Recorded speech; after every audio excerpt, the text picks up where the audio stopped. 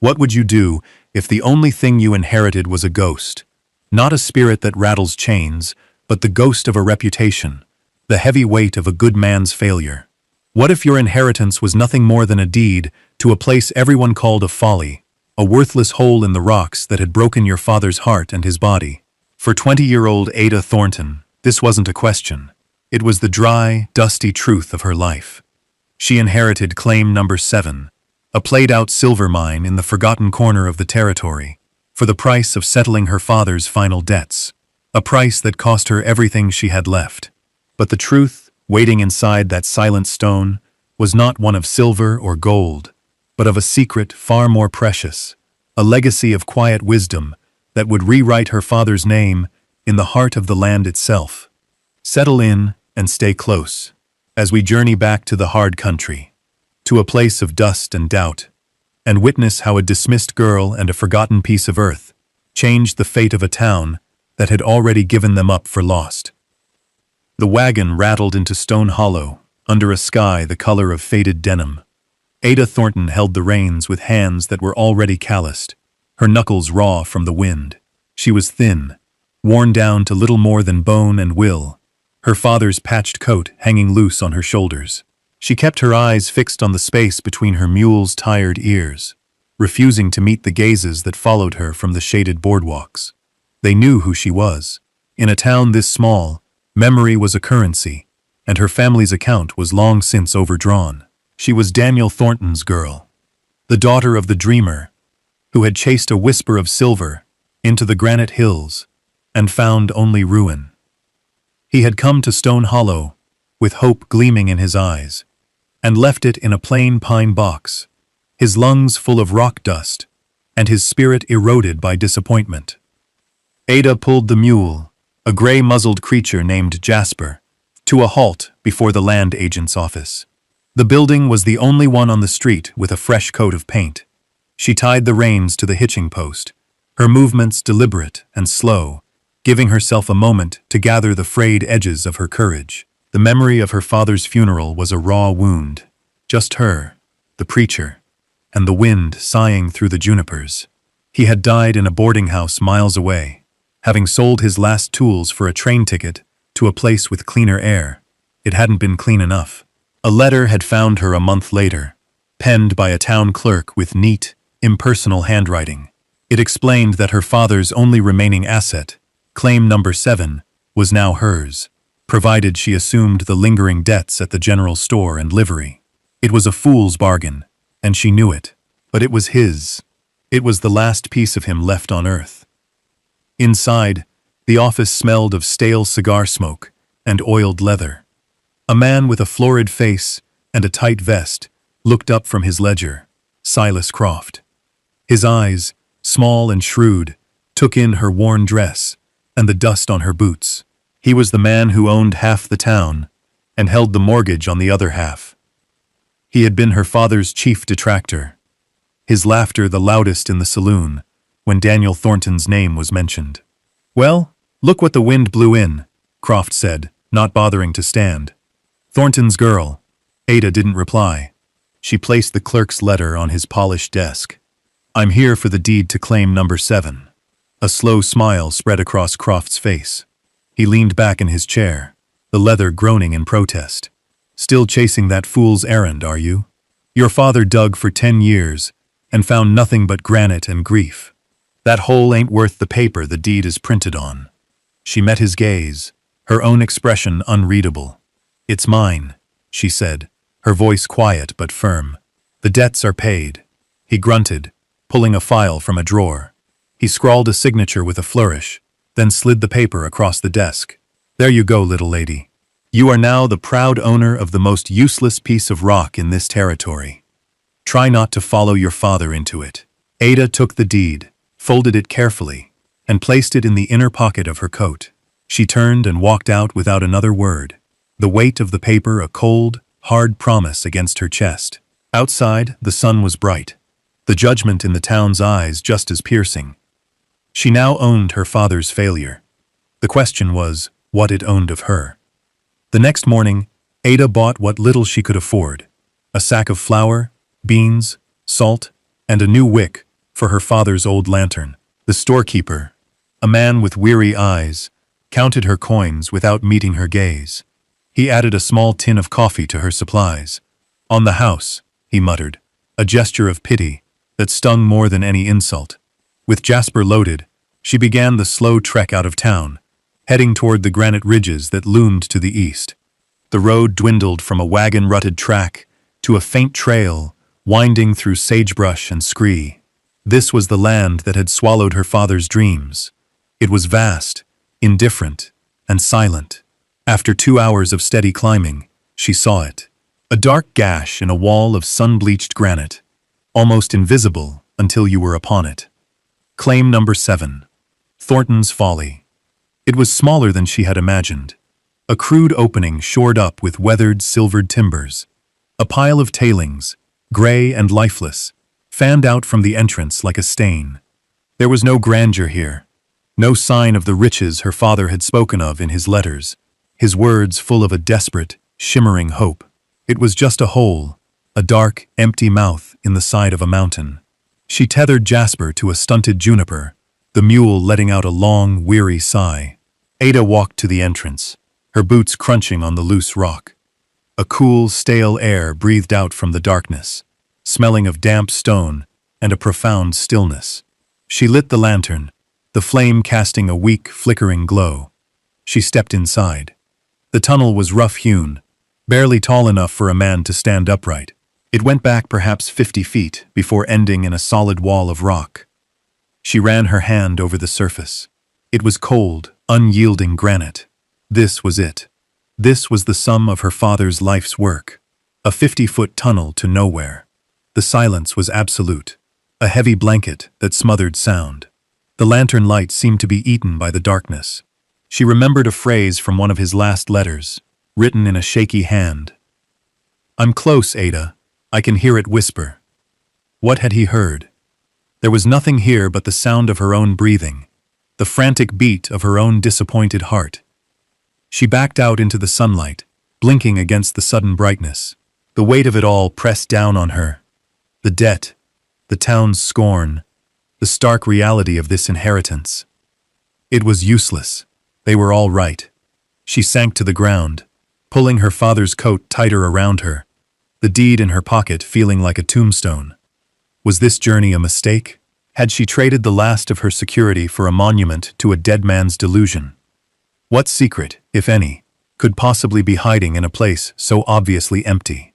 Let us know in the comments what you think she should do next, and be sure to subscribe for more stories of forgotten history and quiet redemption. For now, Ada Thornton sat alone in the long shadow of the mountain, with only a tired mule and a useless hole in the rocks for company, not knowing that the first clue to her future was already there, waiting in the silence she had mistaken for emptiness. The following day, Ada returned to Stone Hollow for a pickaxe and a shovel she'd seen rusting behind the blacksmith's forge. As she walked down the main street, the town watched her. Windows seemed to hold watching eyes. Conversations on the boardwalks dropped to murmurs as she passed. The whispers followed her like her own shadow, thin and sharp. Thornton's girl. Got his stubbornness, that one. Digging in that same worthless hole. Shameful. She kept her head high, her gaze fixed forward. The sounds of their judgment, a swarm of insects at the edge of her hearing. She would not give them the satisfaction of her despair. In the general store, Silas Croft was holding court by the counter, a cup of coffee in his hand. He saw her enter, and a smirk pulled at the corner of his mouth. "Well now," he boomed, making sure everyone could hear. "If it isn't our town's newest mining magnate, tell us, Miss Thornton, have you struck the motherlode yet? Or is it just more granite and heartache?" A few men chuckled nervously into their hands. Ada walked past him to the counter, her face a pale, determined mask. "I need to purchase a shovel head and a handle," she said to the storekeeper, her voice low and even. Croft stepped closer, his bulk crowding her. He smelled of whiskey and self-satisfaction. "Listen to me, girl," he said, his voice dropping to a conspiratorial growl. "Your father was a fool, but he was an honest fool. He didn't know when to quit. You have a chance to be smarter. I'll give you $20 for that claim. Right now. Take the money, and get on the next stage out of this territory. There's nothing for you here but ghosts. $20. It was an insult, but it was also more money than she had to her name. It was a lifeline. A ticket to somewhere else. Somewhere her name wasn't a synonym for failure. For a fleeting second, she considered it. The thought of leaving, of shedding the heavy cloak of her father's legacy, was a potent temptation. But then she saw her father's face in her mind's eye. Tired, yes, but his eyes always lit with a fire when he spoke of his mine. He had believed in it. It's not for sale, Ada said quietly. Croft's face hardened. His performance of friendly advice curdled into open contempt. Have it your way, he spat. Starve on that mountain for all I care. Just like he did. He turned and stomped out of the store, the bell above the door jangling angrily. The silence he left behind was thick with pity. Ada paid for her tools and left, the weight of the iron in her hands a comfort, a purpose. As she was leaving the edge of town, an old woman sitting on a bench, in the shade of a cottonwood tree, called out to her. She was a Paiute woman, the town called Willow. Her face, a beautiful map of wrinkles, her eyes dark and deep as a well. No one paid her much mind, but she saw everything. You are the digger's daughter, the woman said. It was not a question. Ada stopped. Yes. Willow nodded slowly, her gaze fixed on the distant granite peaks where Ada's claim lay. Your father was a patient man, she said, her voice like the rustle of dry leaves. He knew this land, but he did not listen for stone. The wise ones listen for silence. Ada stood for a moment, confused. I don't understand. The old woman simply smiled, a faint, knowing expression. You will, she said, and turned her gaze back to the horizon. Ada walked on, the cryptic words echoing in her mind. Listen for silence. It made no sense. The mine was nothing but silence, a dead and empty quiet. What was there to hear? The town's mockery rang in her ears, but it was the old woman's strange, weighted warning that settled deepest in her heart. The journey back to the claim felt different this time. The weight of the new tools on Jasper's pack was a promise of labor, a tangible connection to the task ahead. Ada felt a strange sense of resolve solidifying within her. Croft's scorn and the town's pity had burned away her doubt, leaving behind a hard, stubborn core of purpose. She would work the claim not for silver, but for answers. She would understand what had kept her father tethered to this barren place for a decade. She arrived as the sun began to dip below the western ridge, painting the sky in strokes of orange and violet. The air grew cool, and the granite face of the mountain seemed to absorb the last of the day's warmth, turning a deep, bruised purple. The entrance to the mine was a patch of perfect blackness against the stone. That evening, she didn't make her camp at a distance.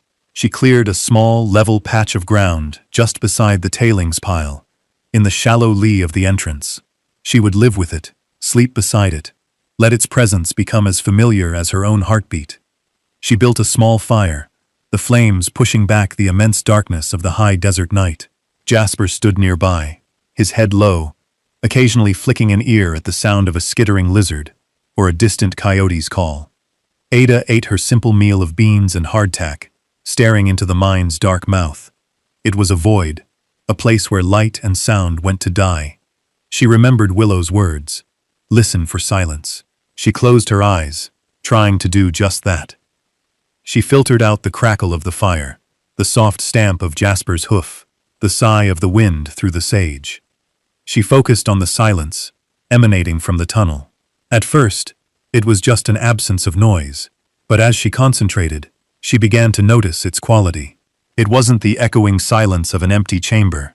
Sounds at the entrance, a pebble she kicked, a cough, didn't bounce back. They were swallowed whole. It was a dense, heavy silence, a quiet that seemed to have substance and weight. It was the silence of a packed room, not an empty one. The next morning, she began. She took the lantern and the new shovel and went inside. The air was cold and still. She walked to the back wall, the end of her father's long effort. She held the lantern high, inspecting every inch of the rock face. It was, as she'd first thought, solid granite. But as she looked closer, she saw inconsistencies. The main face was a sheet of pale, quartz-veined stone, but near the bottom, for a stretch of about 6 feet, the rock seemed different. It was darker, rougher, composed of smaller, more jagged pieces fitted together. It looked less like a natural formation, and more like construction. She tapped it with the handle of her shovel. The sound was a dull thud, different from the clear, ringing sound the solid granite walls gave off. She did it again. Thud. Not the sound of solid mountain. It was the sound of a wall. A man-made wall. She slept near the entrance again that night. The fire, a small point of defiance against the vast, starry canvas above. The silence from the mine no longer felt empty or disappointing. It felt watchful. It was a silence that was hiding something. What lay behind that wall of stone, and why had her father gone to such lengths to build it? Days turned into a week. Ada's life found a rhythm, dictated by the sun and the stone.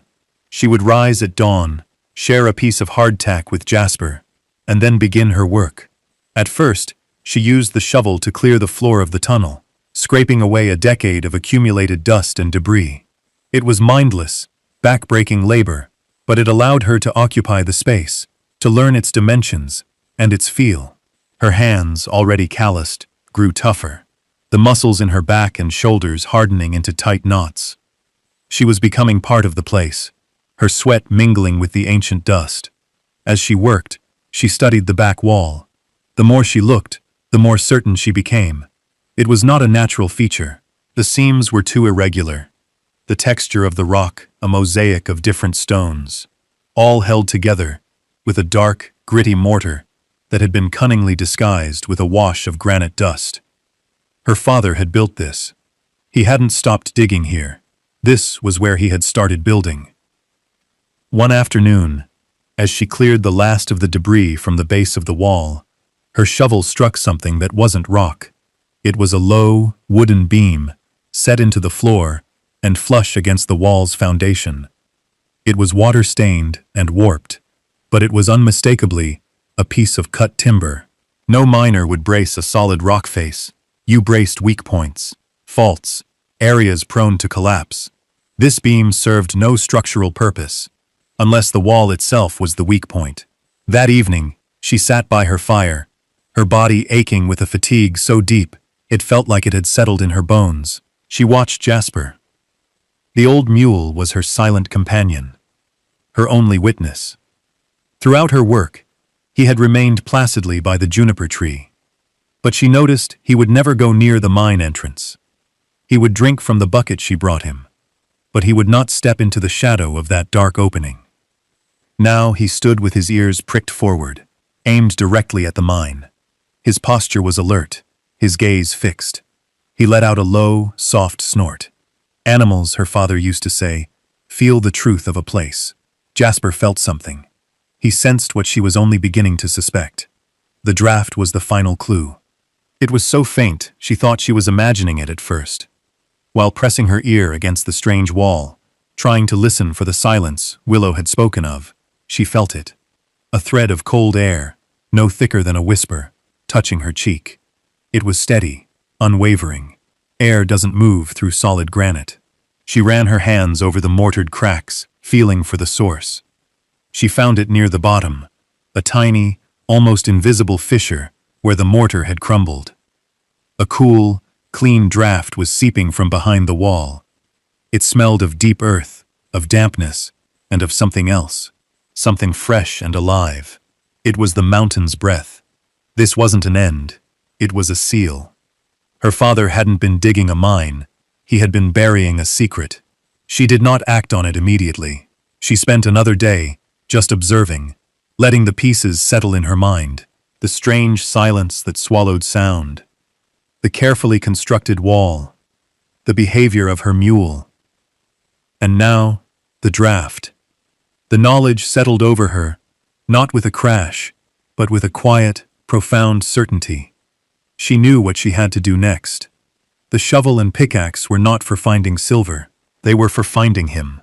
The decision was made. Ada would breach the wall.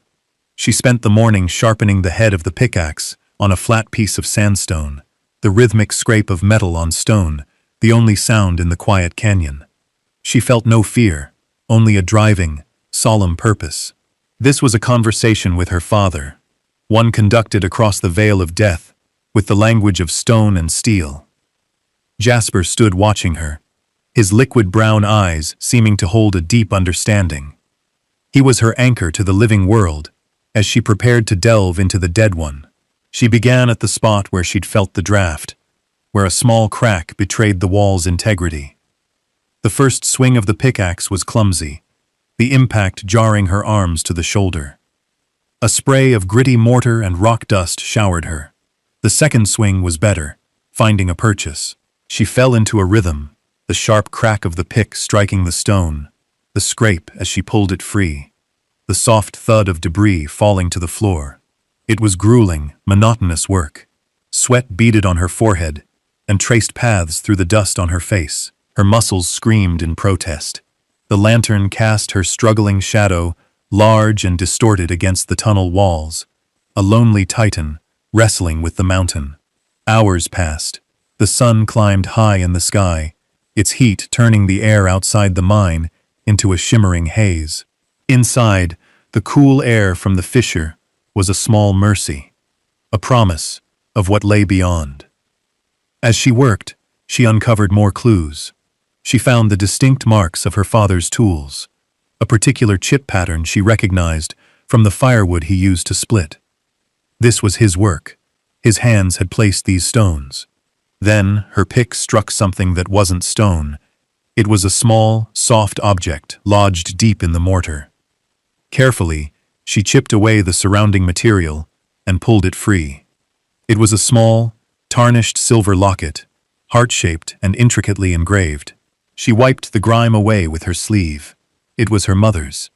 She remembered it from the one faded photograph she owned, a pale oval on a delicate chain around her mother's neck. Her mother had died when Ada was a baby, and her father had never spoken of her, the grief too heavy for words. But he had kept this. He had sealed it into this wall. It was a foundation stone, a piece of his heart buried here. Tears welled in Ada's eyes, blurring the lantern light. This wasn't a mine. It was a tomb, or a sanctuary. He hadn't been hiding something. He had been protecting it. The knowledge gave her new strength. Her swings became more powerful, more precise. She was no longer just a girl with a tool. She was a daughter, reclaiming a legacy. The wall was thick, a testament to her father's determination. He had wanted this secret kept, but he had also left a trail for her to follow. The deed, the locket, the memory of his quiet faith. Late in the afternoon, with her body trembling from exhaustion, the pickaxe finally broke through. A larger section of rock and mortar crumbled inward, revealing not darkness, but a deeper, more resonant blackness. A rush of cool, sweet-smelling air washed over her, extinguishing the lantern's flame and plunging her into absolute dark. For a moment, she was suspended in a world without sight, only the sound of her own ragged breathing and the gentle, persistent whisper of moving air. She fumbled for a match, her fingers shaking. She struck it, and the tiny flame bloomed. She relit the lantern, and holding it high, she peered through the opening she had made. It was just a hole, dark and unknown. The real work was just beginning. With the lantern held high, Ada squeezed through the narrow opening she had carved. The air on the other side was startlingly different, cool, damp, and carrying a faint, clean scent, like the air after a thunderstorm. The ground beneath her feet was not rock, but soft, sandy earth. The lantern's glow seemed small, in a space that was vast and deep, the light swallowed by a profound, echoing darkness. She took a hesitant step forward, and her boot made a soft splashing sound. She lowered the lantern. She was standing at the edge of a body of water, a pool so black and still, it perfectly mirrored the flame she held, creating the illusion of a second lantern floating in an inverted sky. She moved the light across the surface. It wasn't a small pool. It was a vast, subterranean lake, stretching away into the darkness, beyond the reach of her light. The walls of the cavern arched high above her, glistening with moisture. Delicate, crystalline formations hung from the ceiling like chandeliers of frozen moonlight. Water dripped from them with a slow, rhythmic plinking that was the only sound in the immense chamber. This was the whisper her father had heard, not of silver, but of water. She walked along the edge of the underground lake, her light revealing the scale of the discovery. This was no mere seep. It was a significant source, a hidden river flowing silently through the heart of the mountain. In a land defined by its scarcity of water, a land of dry creek beds and dusty wells, this was a treasure beyond reckoning. It was life itself. On a high, dry ledge near where she had entered, she saw a small metal box, its surface beaded with condensation.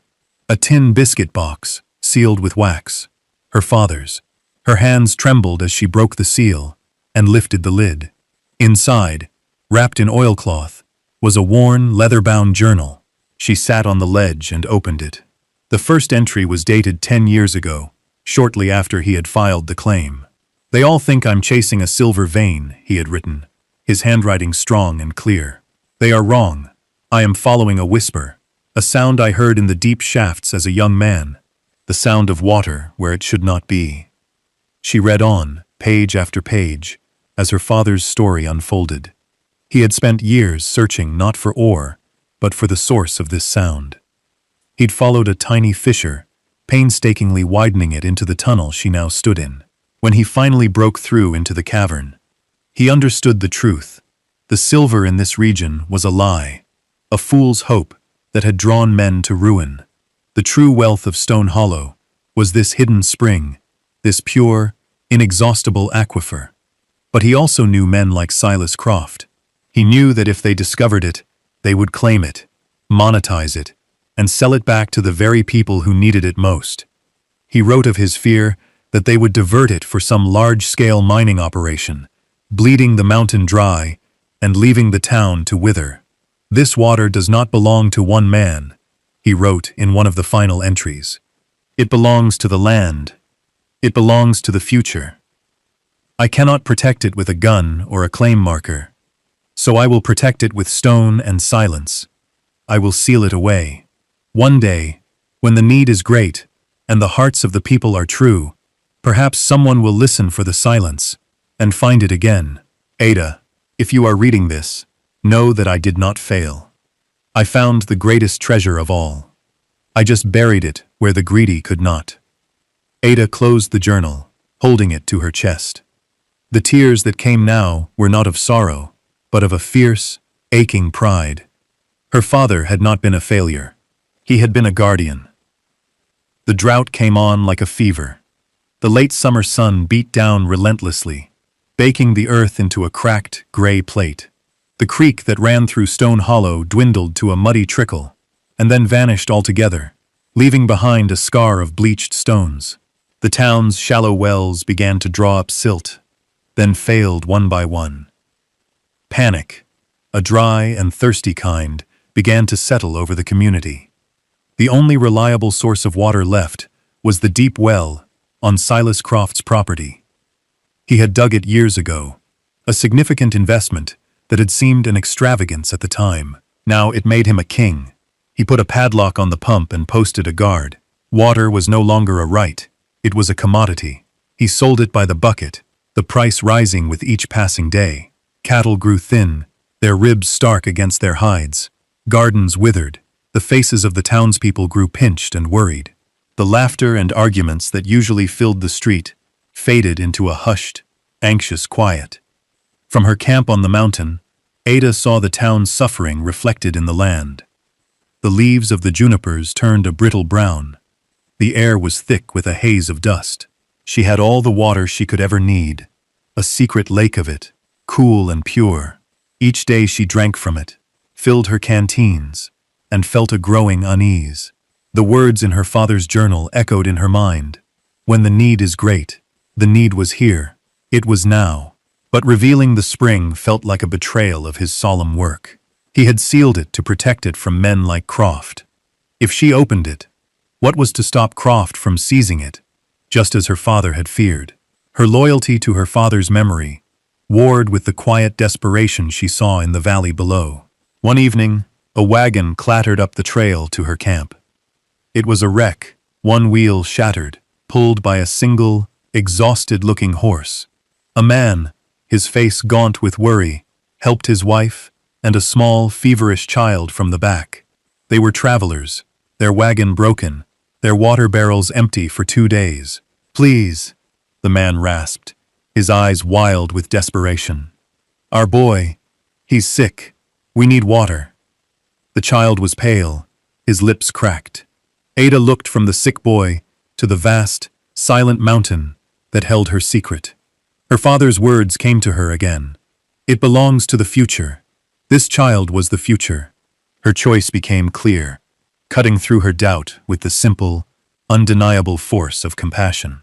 She was her father's daughter, and he had been a guardian, not a hoarder. She took a bucket and disappeared into the mine, returning moments later, with water so clear and cold, it seemed impossible. She gave it to the family. They drank as if they had never tasted water before.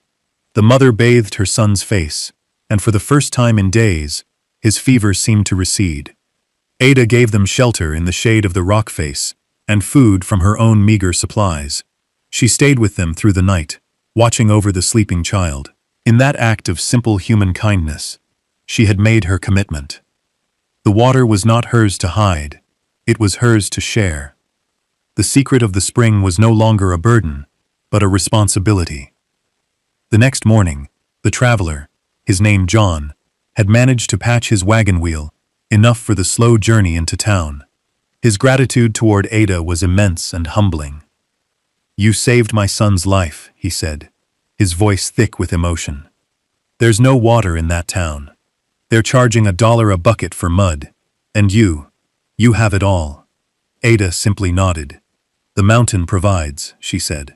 John and his family limped into Stone Hollow later that day, their story spreading through the desperate town like a brush fire. The girl at Thornton's Folly, the crazy one who was digging in her father's worthless hole, had water. Not just a little, but endless, clean, cold water. At first, no one believed it. It was the heat-addled fantasy of a desperate man. But the family's canteens were full, and the health of their child was proof enough. Doubt gave way to a fragile, desperate hope. By late afternoon, a small delegation was making its way up the trail to her claim. It was the mayor, the blacksmith, and a few other town elders. Silas Croft trailed behind them, his face a thunderous mask of skepticism and suspicion. When they arrived, Ada was waiting for them, standing quietly by the mine entrance. Jasper stood behind her, a silent, gray sentinel. The mayor, a harried man named Henderson, removed his hat. "Miss Thornton," he began, his voice hoarse from dust and anxiety. We heard a story. A traveler said you had water." Ada met his gaze. "I do," she said. Croft pushed his way to the front. "That's impossible," he sneered. "This whole ridge is dry granite. It's a trick. She's probably hoarding a few barrels she brought with her." Ada ignored him. She turned and gestured toward the dark opening. "See for yourselves." She lit a lantern and led the way into the tunnel, to the hole she had made in the wall. One by one, the men squeezed through. When their eyes adjusted to the dim light, a collective gasp filled the vast cavern. They stood in stunned silence, staring at the immense, pristine lake. They were looking at their town's salvation. One of the men, the blacksmith, knelt at the water's edge and cupped some in his hands, drinking deeply. "It's sweet," he whispered, his voice filled with a reverence usually reserved for a church. As luck or providence would have it, a man on a survey mission for the railroad was in town that day, a geologist from back east. Hearing the commotion, he rode up to the claim. He was a kind professional, a man of science with calm, intelligent eyes. Mayor Henderson, now trembling with excitement, led him into the cavern. The geologist spent an hour in the grotto, taking measurements, testing the water, and studying the rock formations. When he emerged, his face was alight with professional awe. "Gentlemen," he announced to the assembled, anxious crowd, What Miss Thornton has discovered is a significant artesian aquifer. It is one of the purest and largest I have ever seen. This spring could sustain a town 3 times the size of Stone Hollow, through the worst drought imaginable. This isn't a silver mine, it's a gold mine, only the gold is water. He turned to Ada, a look of deep respect in his eyes. In all my years, this is the most valuable discovery in this county's history. All eyes turned to Ada Thornton, the girl they had mocked and pitied. In the quiet dignity of her bearing, they saw not the daughter of a failure, but the steward of a miracle. Silas Croft stood at the back of the crowd, his face pale. His power, built on scarcity and fear, had just been washed away by an abundance he could never have imagined. In the weeks that followed, Stone Hollow was transformed. The oppressive blanket of heat and despair lifted, replaced by a spirit of communal effort Ada had never witnessed. Under the geologist's guidance, the men of the town, led by the blacksmith, began the careful work of laying a pipe from the cavern down the mountainside. They worked together, their movements driven by a shared purpose. The sound of hammers on steel and men's cheerful calls replaced the anxious whispers that had haunted the streets. Ada did not sell the claim. She did not hoard her discovery. She signed an agreement with the town council, granting access to the water for every resident, in perpetuity. Her only conditions were that it never be sold, and that the cavern itself be protected, treated as the sanctuary her father had intended. She had become the quiet, undisputed heart of the community. People no longer called her Thornton's girl. They called her by her name, Ada. Silas Croft, his monopoly broken, became just another man, his saloon a little less crowded, his voice a little less loud. He never spoke to Ada again, but when he passed her on the street, he was the one who lowered his gaze. One evening, as the sun set, casting long, golden fingers of light across the valley, Ada stood at the entrance to the mine. Below, she could see the lights of Stone Hollow beginning to glow, warm and steady. A new life was flowing into the town, a current of hope drawn from the heart of the mountain. Jasper stood beside her, his warm breath fogging in the cooling air. He nudged her hand with his soft muzzle, a quiet gesture of companionship that had seen her through the darkest days. Mayor Henderson had come up the trail to speak with her, to thank her again. He stood beside her, looking out at the revitalized town. "We owe it all to you," he said, "and to your father. We were wrong about him. All these years, we thought he was a fool, chasing a ghost." Ada watched the last sliver of sun dip below the horizon, a deep peace settling in her soul. She had cleared her father's name, not by denying his obsession, but by finally understanding it. She had found his treasure, and, in doing so, had found her own purpose. "He wasn't digging for silver," she said, her voice soft but clear in the twilight air. "He was digging for a future. Thank you for staying with us, to the end of Ada's journey." Her story is a powerful reminder of the quiet power of stewardship, showing us that the greatest treasures are often not the ones we take from the earth, but the ones we protect for those who come after. If you were moved by her courage and her father's hidden legacy, please consider leaving a like and a comment below. Be sure to subscribe for more stories of hidden history and the remarkable strength of the human spirit. We'll see you next time, when a lonely lighthouse keeper discovers that the old logbooks he inherited hold the key to a century-old mystery that will change his life forever.